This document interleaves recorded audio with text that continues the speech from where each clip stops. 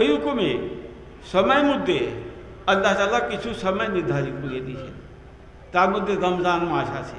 তো রমজান মাস মধ্যে কী করতে হবে? আল্লাহর ইবাদত করতে হবে, রোজা রাখতে হবে।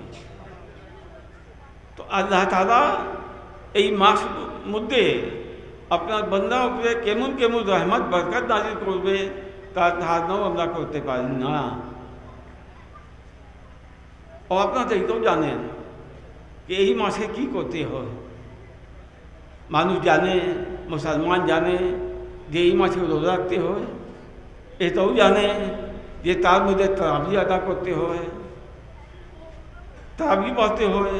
और मुसलमान ताही बोलते या शरीर को हो जाए ताबी पढ़िया दे किंतु शुधु रोजा और तारावी पर्यন্ত এই রমজান মাস সীমিত নয়, কিছু আরও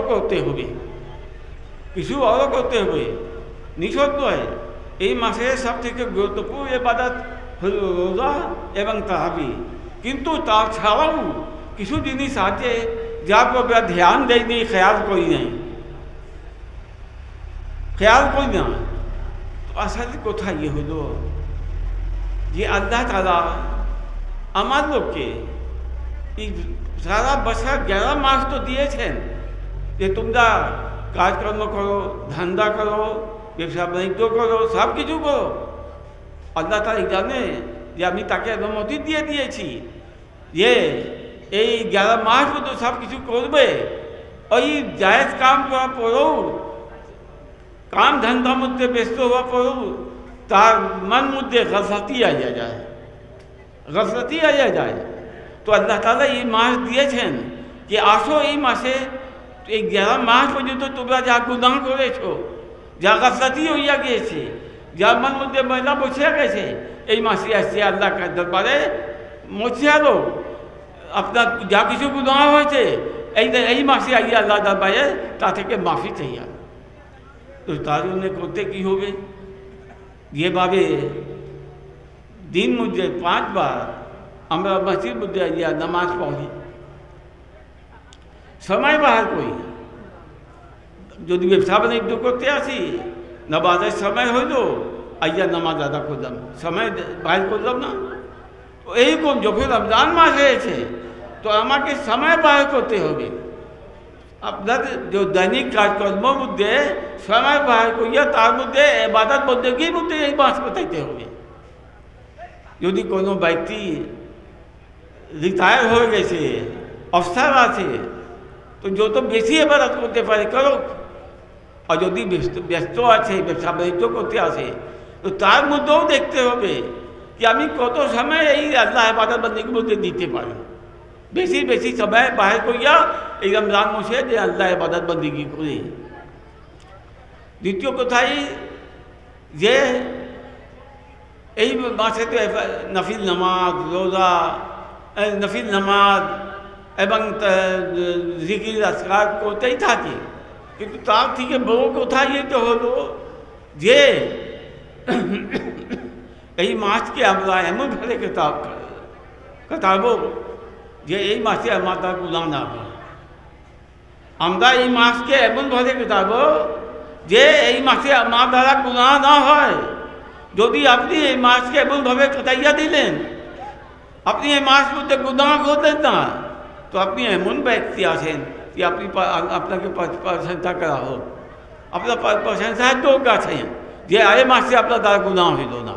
তো চেষ্টা এই করতে হবে যে এই মাসে আমার দ্বারা গুনাহ না হয়, আপনার চোখ দ্বারা গুনাহ না হয়, আপনার কান দ্বারা গুনাহ না হয়, আপনার পায়ে দ্বারা গুনাহ না হয়, নিজকে গুনাহ হইতে রক্ষা করে চেষ্টা করে।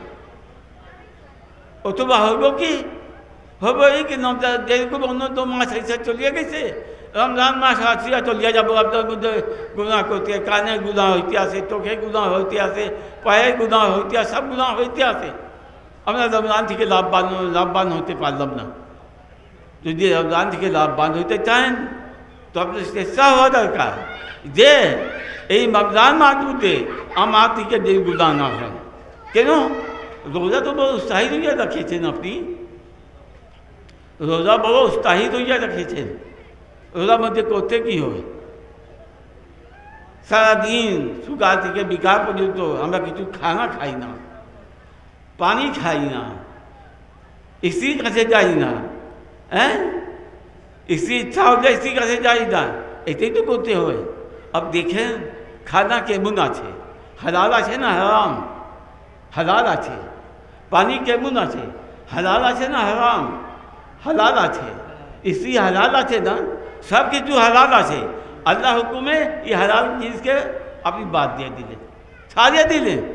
কিন্তু যতটা জিনিস আল্লাহ তাআলা আগে থেকে হারাম করিয়ে দিয়েছেন, মিথ্যা কথা কওয়া হারাম আছে, গীবত করা হারাম আছে, ফিল্ম দেখা হারাম আছে, গালি গলজ করা হারাম আছে, ওইসব কথা নার মধ্যে হইতে আছে।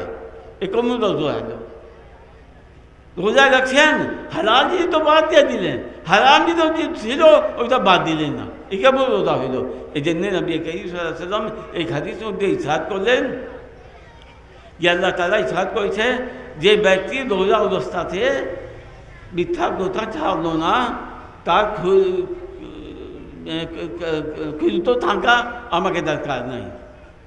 চিন্তা করি, আর যদি কোনো মুফতি থেকে জিজ্ঞাসা করবেন যে আমি রোজা রেখেছি, মিথ্যা কথা করেছি, আমার রোজা হয়েছে কি না, মুফতি কী বলবে? রোজা হয়ে গেছে, কাজা রাখা ওয়াজিব নয়। কিন্তু রোজা হওয়ার পরেও আপনি রোজায় সওয়াব পাবেন না, রোজার বরকত আপনি পাবেন না। তো এই জন্য অত্যন্ত জরুরি যে আমরা এই মাস মধ্যে যখন রোজা রাখলাম, তাবি পড়লাম, সঙ্গে সঙ্গে নিজেকে অন্য অন্য কাজ থেকে, গুনাহের কাজ থেকে, আল্লাহ নাফরমানির কাজ থেকে নিজেকে রক্ষা করতে হবে। তখন বোঝা যাব যে আমি সফল হয়ে গেছি, আমি রোজায় সওয়াব পেয়েছি, রোজায় বরকত রহমত পেয়েছি। আর যদি এমনভাবে করলাম না, তো যেভাবে আপনারা অন্য অন্য মাস কাটাইয়েছেন ওইরকম এই মাসও কাটিতে আসেন। যা হোক, বেশি কথা বলে খাস সাথে আমি শেষ করতে আসি। বাকি দাওয়া আনা আলহামদুলিল্লাহ রাব্বিল আলামিন।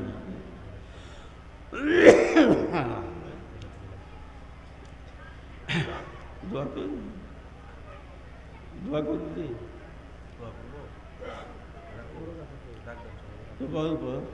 বলিয়া দিল জরুরি।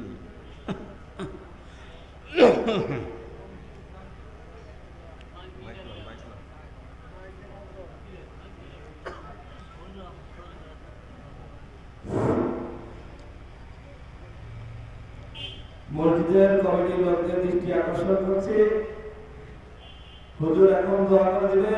আপনারা যেখানে আছেন তাড়াতাড়ি মাহফিলের মাঝে এসে হাজির হন। আপনারা যেখানে আছেন তাড়াতাড়ি মাহফিলে এসে হাজির হন।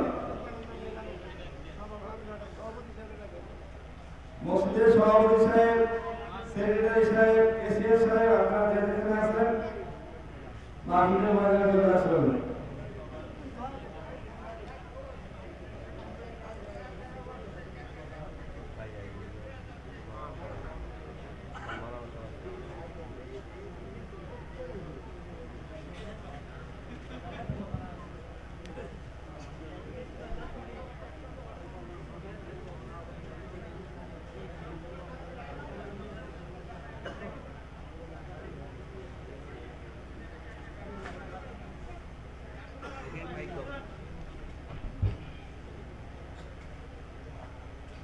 আসসালামু আলাইকুম। আসসালামু আলাইকুম ওয়া রাহমাতুল্লাহ। আমরা একটু ধৈর্য ধারণ করি, হ্যাঁ, একটু সময় নিই।